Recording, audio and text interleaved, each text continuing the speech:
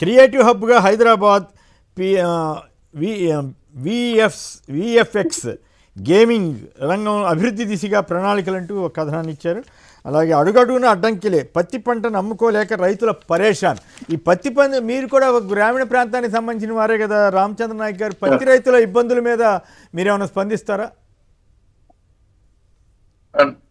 మూర్తి గారు, తెలంగాణ రాష్ట్రంలో పత్తి కొనుగోలు ప్రారంభించి జస్ట్ ఒక 10-15 రోజులు మాత్రమే అవుతుంది.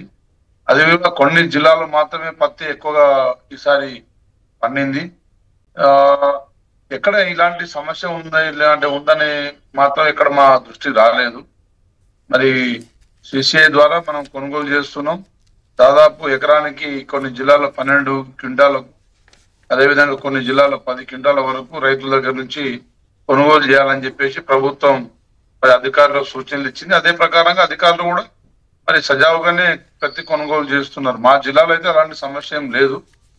మరి రైతుల తేమ ఇటువంటి వాటి విషయంలో కొంచెం ఇబ్బందులు వస్తున్నాయని చెప్పి రాశారు.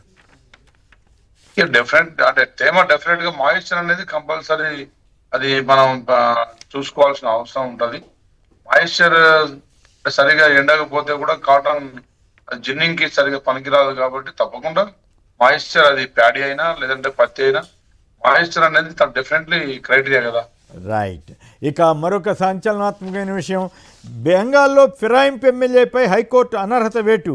భాజపా టికెట్పై గెలిచి తృణమూల్లో చేరిన ముకుల్ రాయ్ సభ్యత్వం రద్దు. ఆయన పిఎస్సి చైర్మన్గా చేసిన తృణమూల్ కాంగ్రెస్ హైకోర్టే ఈ తీర్పు ఇచ్చేసింది. మరి తెలంగాణలో 10 మంది ఎమ్మెల్యేల పరిస్థితి ఏమిటి అనే దాని మీద ఇప్పుడు చర్చ. నమస్తే తెలంగాణ వాళ్ళు ఆ 10 మందిపై చర్యలు తప్పవా అంటూ వాళ్ళు ఒక వార్త రాశారు. బెంగాల్ కోర్టు తీర్పు నేపథ్యంలో ఫిరాయింపు ఎమ్మెల్యేల్లో గుబులు, రాజీనామా దిశగా కడియం శ్రీహరి, దానం నాగేంద్ర అంటూ కూడా కథనాన్ని ఇచ్చారు. మన విఠల్ గారు చెప్పండి, దీని మీద మీ స్పందన ఏమిటి? సార్, ఇప్పుడు ఇది యాంటీ డిఫెక్షన్ లా చట్టం ఉన్నప్పుడు కూడా మన దేశంలో 2/3 ఒకవేళ 2/3 మెజారిటీ ఉన్నటువంటి ఎమ్మెల్యేలు పార్టీ ఫిరాయిస్తే అది చట్టబద్ధం. కానీ ఒక ఫేస్డ్ మేనర్ ఇది 2014లో తెలంగాణ, అంటే అంత ముందు కూడా ఉంది ఈ రాష్ట్రంలో, దేశంలో చాలా రాష్ట్రాల్లో జరుగుతూ ఉంది. 2014 తర్వాత బీఆర్ఎస్ ప్రభుత్వం వచ్చిన తర్వాత మొదటి దఫా, రెండో దఫా ఏకంగా 36 మంది ఎమ్మెల్యేలు పార్టీ ఫిరాయింపు చేసుకున్నారు. సరే, వాళ్ళు ఏమనేదంటే ఒక సందర్భంలో కాంగ్రెస్ పార్టీ 2/3 మెజార్టీ మేము తీసుకున్నాం కాబట్టి ఫిరాయింపులు కాదని. ఇవాళ కాంగ్రెస్ ప్రభుత్వం కూడా అదే ప్రయత్నం చేసింది. మీరు చేశారండి విఠల్ గారు, మీకే సంబంధం లేనట్లు మీరు పవిత్రులు అన్నట్టు చెప్పమాకండి. ఏకంగా రాజ్యసభలోనే 4 టీడీపీ వాళ్ళని కలిపేసుకున్నారు తెలివిగా. సార్ కొమ్మినేని సార్, మీరు చూశారు, మా పార్టీలో ఎవరైనా జైన్ కావాలనుకుంటే రాజీనామా చేశారు. రాజీనామా చేయించారా? ఆ రాజ్యసభ సభ్యులతో రాజీనామా చేయించారా? రాజేందర్ గారు రాజీనామా చేసి మా పార్టీకి వచ్చి, నేను అడిగింది టీడీపీ రాజ్యసభ సభ్యులు మొత్తాన్ని చేర్చేసుకున్నారు. చట్ట ప్రకారం జరిగింది కదా సార్. అక్కడికి వచ్చేసరికి చట్ట ప్రకారం ఈయన కేసీఆర్ కూడా అదే చెప్పాడు కదా, విలీనం అనే చెప్పారు ఆ రోజున. అది నేను దాన్ని సమర్థించట్లా, మాబోటి వాళ్ళని దాన్ని సమర్థించు, దీన్ని సమర్థించు. కాకపోతే మీరు ఆరోపణ చేసినప్పుడు అయ్యా మీరు కూడా అతీతులేం కాదని చెబుతున్నాను తప్ప వేరే కాదు. మా పార్టీ రాష్ట్రం విషయానికి వస్తే, మా పార్టీలో బీజేపీలో ఎవరైనా జాయిన్ అయితే తప్పనిసరిగా రాజీనామా చేసి మళ్ళీ గెలిచారు. Etela Rajender is live example.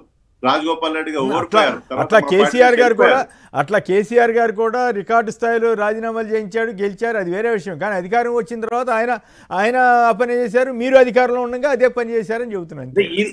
ఇది ఈ తంతు ప్రజాస్వామ్యానికి మంచిది కాదని మనం డెఫినెట్ గా మాట్లాడుకోవాలి. ఇది వాస్తవం.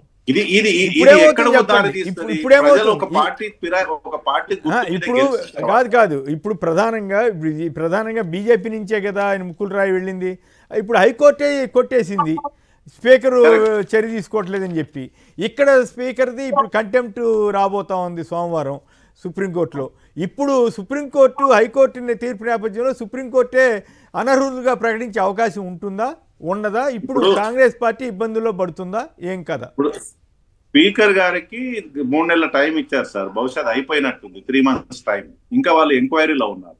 సో ఈలోగా 3 months టైం అయిపోయింది కాబట్టి contempt of court attract definite అవుతుంది. రేపు సుప్రీంకోర్టు ఏ నిర్ణయం తీసుకుంటుందో చెప్పలేము. హైకోర్టే, ఇప్పుడు బెంగాల్ హైకోర్టు ఆ నిర్ణయం తీసుకుంది కాబట్టి సుప్రీంకోర్టు కూడా అట్లాంటి నిర్ణయం తీసుకోవడానికి ఆస్కారం ఉంటుంది. ఒకవేళ వాళ్ళ సభ్యత్వాలు రద్దు అవుతే మళ్ళీ 10 స్థానాలకు ఉప ఎన్నికలు వచ్చే అవకాశం ఉంటుంది. డెఫినెట్ గా సో అది జరగాలి కూడా సార్. న్యాయబద్ధమైనటువంటి ప్రజాస్వామ్యంలో ఇట్లాంటిది ప్రజలు అసహించుకుంటారు రాజకీయాలు. నిజంగా ఏ పార్టీ చేసినా, మా పార్టీ చేసినా కూడా అక్కడక్కడ జరిగినా కానీ అది ప్రజలు తప్పుపడతారు, నష్టం కూడా జరుగుతుంది. రైట్. అంటే పార్టీకి నష్టం జరగకపోయినా ప్రజాస్వామ్యానికి అయితే నష్టం అవుతుంది చెప్పాలి. రైట్. రామచంద్ర గారు సమాధానం చెప్పండి. ఇప్పుడు ఏంటి 10 మందిని చేర్చుకున్నారు, ఇప్పుడేమో బెంగాల్ హైకోర్టు ఆ రకమైన తీర్పు ఇచ్చింది. మరి ఇప్పుడు మీరు డిఫెన్స్లో పడ్డట ఏమవుతుంది, ఏం జరుగుతుంది? రేపు కంటెంప్ట్ కూడా వస్తుంది అంటున్నారు. వాస్తవంగా విఠల్ రెడ్డి గారు చెప్పినట్టు, విఠల్ రెడ్డి గారు మీ పేరు మార్చే మాకండి, ఆయన పేరు విఠలే, మీరు మీ తోటి పేరు చెప్పే మాకండి. నా పేరు కేఎస్ సార్, నా పేరు కూడా మార్చినట్టున్నారు, నా పేరు కూడా కేఎస్ సార్. అయితే ఒకటి నిన్నటి వరకు మా ఎలక్షన్ లో బిజీ ఉన్నాడు కదా. విఠల్ గారు చెప్పినట్టు వాస్తవంగా ప్రజాస్వామిక దేశంలో అంటే వాస్తవంగా ప్రజలు ఒక నాయకుడిని ఎన్నుకున్నప్పుడు ఆ నాయకుడు అంటే ప్రజల అభిష్టాం మేరకు కోసం పనిచేయాల్సిన అవసరం ఉంటది. అదే విధంగా అధికారం ఉన్నదని చెప్పేసి పార్టీలు మారడం అనేది పార్టీలకు కొంత నష్టం కలిగించవచ్చు. బట్ ప్రజాభివృద్ధి కోసం, ఎందుకంటే కేసీఆర్ గారు కానీ అక్కడ మోడీ గారు కానీ అంటే గత 10 సంవత్సరాల్లో వాళ్ళు అంటే లీడర్స్ కి ఇచ్చిన ప్రాధాన్యత కావచ్చు, అదే విధంగా అభివృద్ధి నిధులు కావచ్చు, అవన్నీ వాళ్ళు ఇచ్చిన స్వేచ్ఛ కావచ్చు, అది చూస్తే అంటే నాయకులు అక్కడ ఉండే పరిస్థితి లేదు.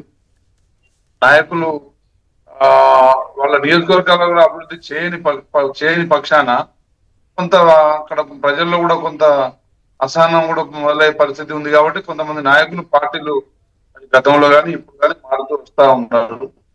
సరే, ఏదేమైనా అది విచారణలో ఉంది, స్పీకర్ పరిధిలో విచారణలో ఉంది. కొంత సమయం గడువు అడిగినట్టుంది సుప్రీంకోర్టు, ఇంకొక కాలం ఇవ్వమని చెప్పి.